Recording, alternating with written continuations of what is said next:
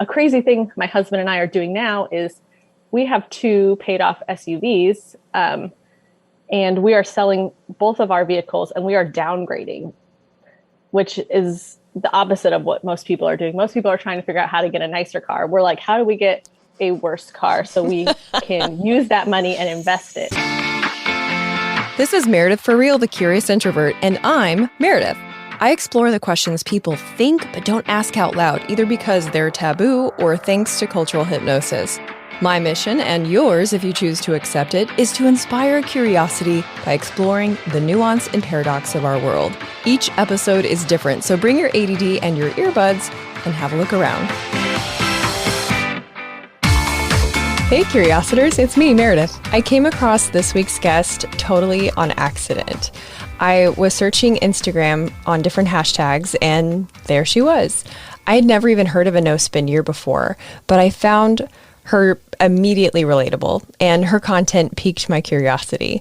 And because so many of you liked the episode with the couple who paid off $80,000 in 3 years, I thought Shay would be someone that you'd want to meet. She not only tells her no-spend year story, but she also gives great tips on how to bring intentionality into your home, life, and future through her pretty unconventional money hacks. So if you're a returning listener, thanks for coming back. Also, keep an eye out for a new way to connect with me via Zoom. I'll be launching monthly Zoom Room Mingles to get to know you better. And if you're new here, welcome. I started this podcast in 2019 as a project to inspire people to choose curiosity over judgment. I especially like shining light on people who defy categories or are a paradox. Each guest brings a personal development opportunity along with their story so you can stay curious and grow.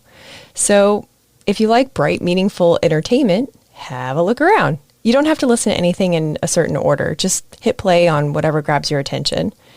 And if something is so good that you wish you could take notes, I got you. Just text REAL to 66866 if you're in the US. And if you're elsewhere, you can go to meredithforreal.com. And there you can get a bulleted, clickable summary delivered to your email inbox.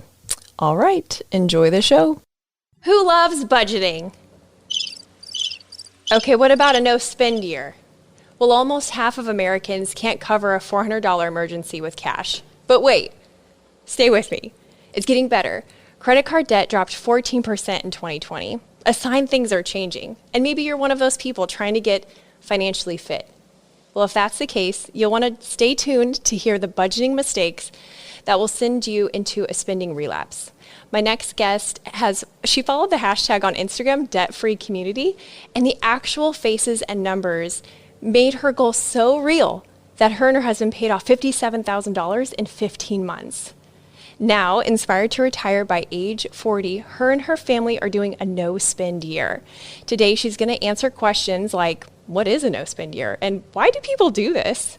She's also going to reveal what we're doing wrong when we try, emphasize try, to budget. Creator of Front Porch Finances, debt-free spreadsheet superhero, Shay Richter. Thanks for coming. Well, that's a beautiful intro. Thank you. Well, thank you. You know, before meeting you, I'd never even heard of a no-spend year. Where did you even get this idea? It actually came in a book I was reading, but a lot of people in the debt-free community do like no-spend weeks, no-spend months. I'd never thought about a no-spend year until I read this book called The Spender's Guide to Debt-Free Living. And she did a spending fast, and that's just kind of where it all started. But really, it starts way before that. In 2015, I started reading a blog called Mr. Money Mustache. I don't know if you've ever heard of him. Oh, that sounds familiar. But he is pretty much like the retire early, fire guru, essentially. Like he retired when he was, I think, 30. He had just had a kid. And I read his stuff and I was like so blown away by it. And I was like, I have to do this. But my boyfriend, now husband, he couldn't get on board at the time. We had a lot of student loan debt and it just didn't seem feasible. And so it's something I kind of put on the back burner for a while, not necessarily the just yeah, just something I put on the back burner for a while until I could get them on board. Well, being debt free is kind of weird enough, I think. It's pretty uncommon, although more and more people are working toward it, like I said. What inspired you to, what was your big why? Like why you're deciding to now that you are debt free to do a no spend year? Because most people would go, I'm debt free, woohoo, let's increase our lifestyle. Yeah, yeah. Mainly it's that thing you said at the beginning. We want to retire in like 10 years, and that's no easy feat. That's not something you can just choose one day and it'll happen. It's hard work. And that's kind of where the no spend journey came from, was like, how can we invest as much of our income in one year and really get the ball rolling? And you know what they say, like the sooner you invest, the compound interest works for you. And the later you invest, the harder it is to catch up. What kind of criticism did you get in the beginning when you kind of announced that you were doing that, and from whom? As far as my Instagram community on Front Porch Finances, it was all very positive. But when I did post on like my personal Instagram, I got a lot of flack as far as, you'll never be able to do that. No one cannot spend anything. You'll fail in a month. And it was very surprising because those are the people you consider your friends. So that was kind of interesting, an interesting reaction I didn't expect. Have you joined any of the no buy groups on Facebook? That was a question one of my listeners was asking about. I didn't even know those were a thing. Yeah, they are seriously fabulous. That I've been a part of one for almost a year, and the community is so wonderful. Honestly, that's where I've gotten both of my children's birthday presents for this year, because I'm not buying them gifts, which is crazy in itself. But the gifts that people offer up on Buy Nothing pages are astounding. I've seen everything from like plants and gardening supplies to like really expensive Dutch ovens and pretty much anything in between. It's really crazy. So are these barters? No, it's just you go through your house and you find something you don't want, and you just say, hey, is there anyone that could use this? And people, usually there's a lot of people that'll comment, and then someone gets chosen as like a winner and they just come pick up. And the great way the community works is like, I see something I need, so I ask, like, can I have it?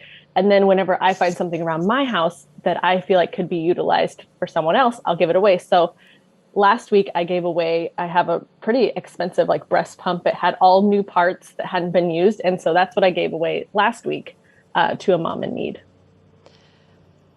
That blows my mind. Now, I would definitely want to get into what your rules were for, because I understand everybody's no spend year or no spend, month is different. But how did you prepare to have a no spend year? Like, did you stock up on any certain thing, or were there any special preparations? Some preparations I did were like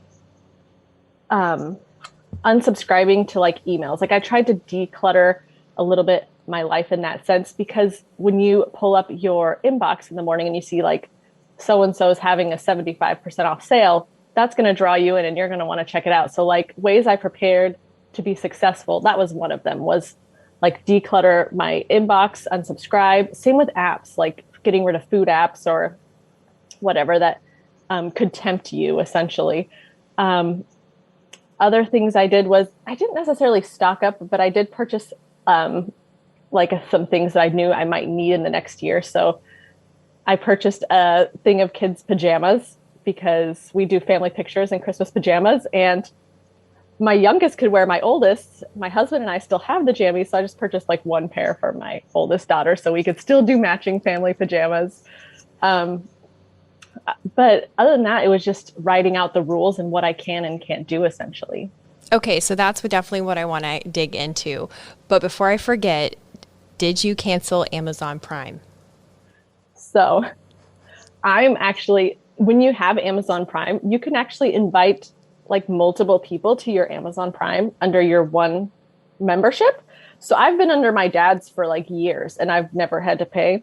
But I have one of my rules on my no buy year is no Amazon. So I have not purchased anything on Amazon this entire year. Oh my gosh, I would definitely get the shakes. That would be It's so hard for me. crazy.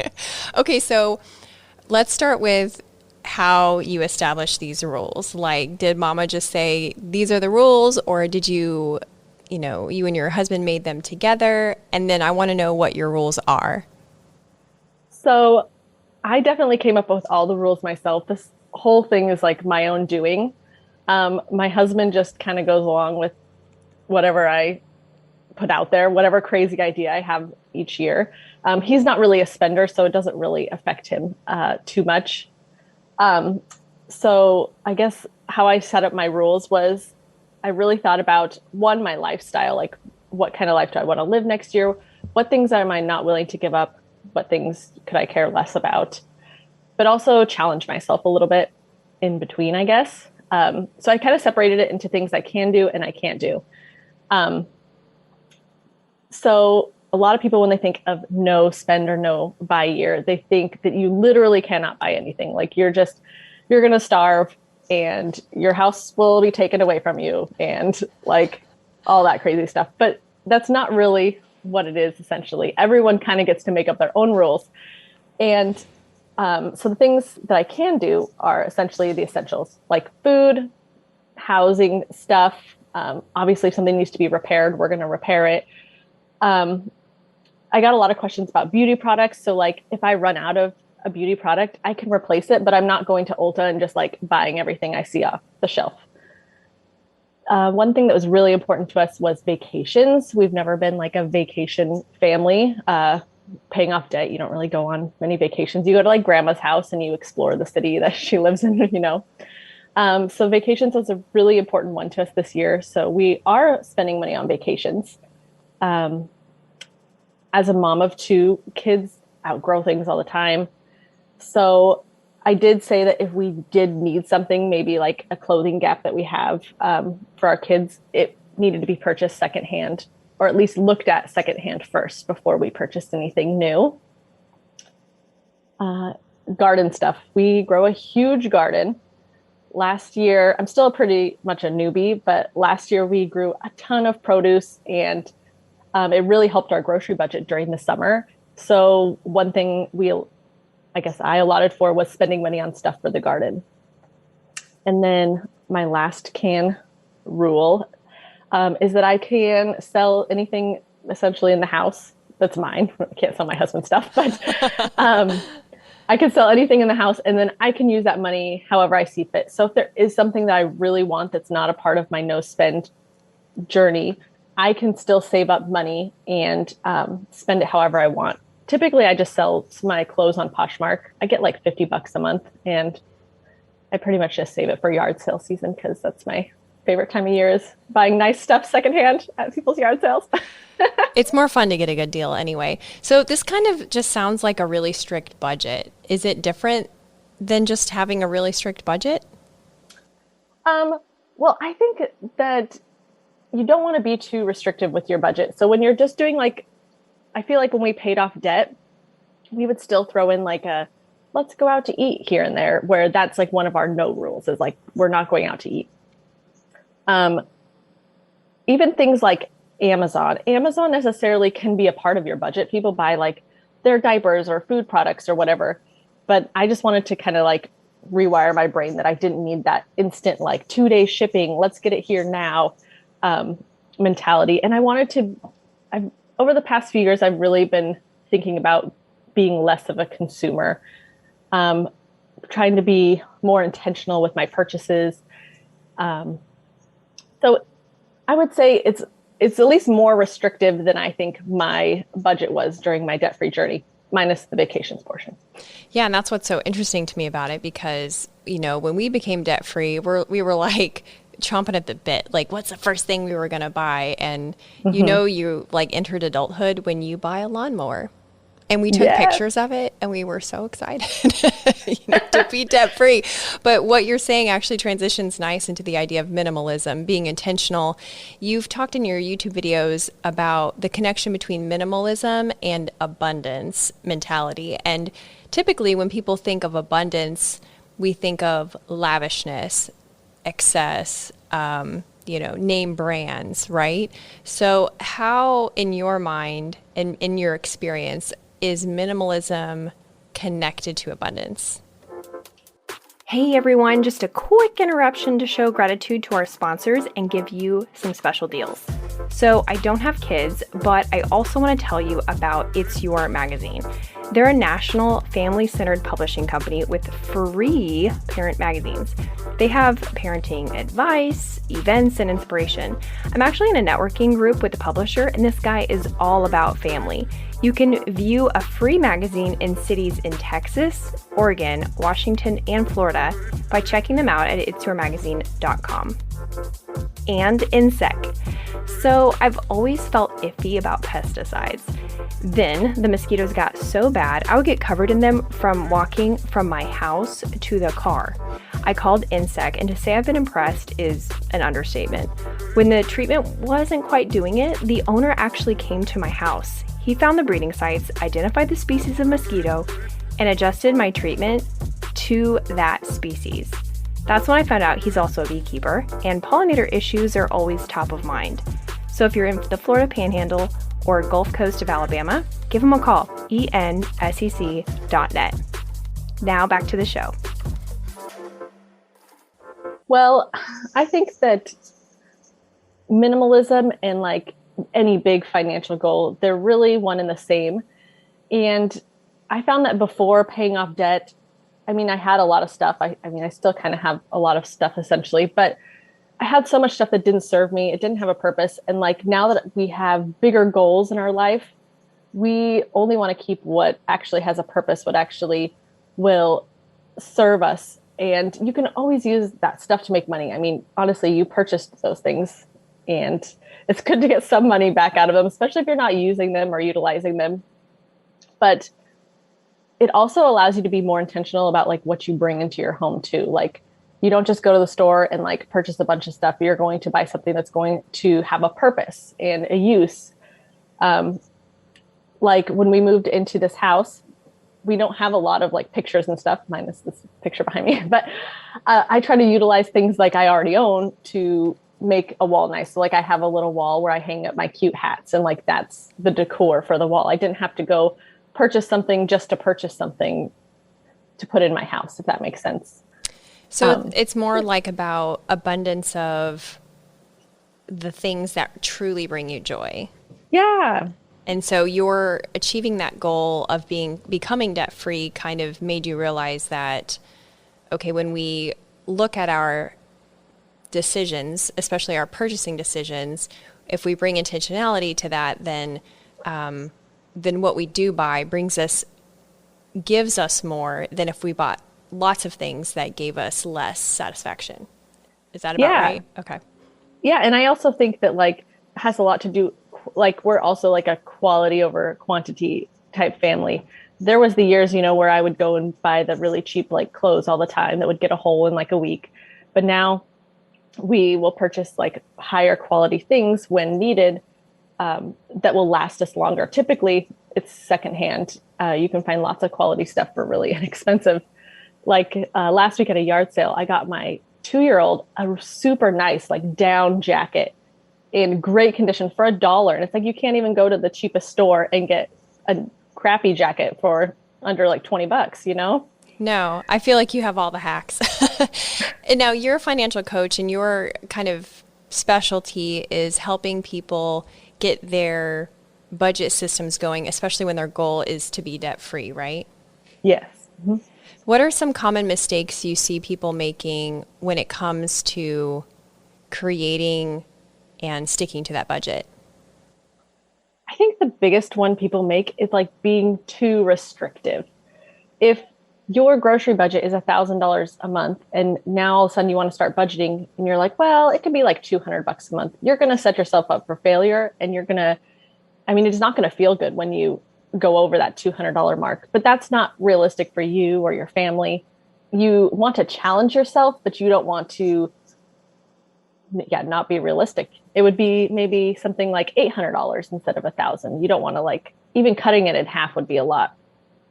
But I think that's where people that's the first mistake I typically see is like people are way too restrictive with their budget. Maybe there's someone who goes out to get Starbucks every day, and maybe you don't need it every day, but maybe you get it like once a week as a treat. Don't completely cut it out because you're more likely to just drive through the drive-through when you drive by one day because you can't take it anymore.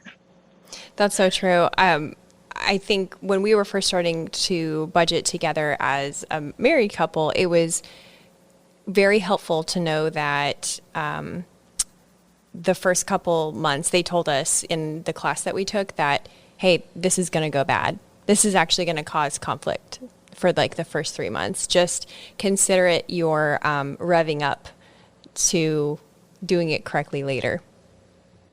Yeah, for sure. So besides being restrictive, also not being realistic enough. If you have a family that is like on the go all the time, like you and your husband work full time, you have kids in sports and schools and whatnot, and you're out running like errands and stuff all the time, by saying you'll never eat out, that's not realistic. You're going to have to eat out. I mean, there are days you can set the crock pot and make meals and have whatever, but you have to have some sanity. You can't just hope that dinner is magically made every night and then run yourself ragged. That's also not healthy and not going to make you look back on your budgeting, that time you were budgeting, as like a good thing. It's going to seem very negative.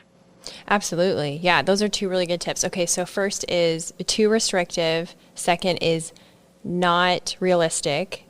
Mm-hmm. What's the third? Not being creative enough.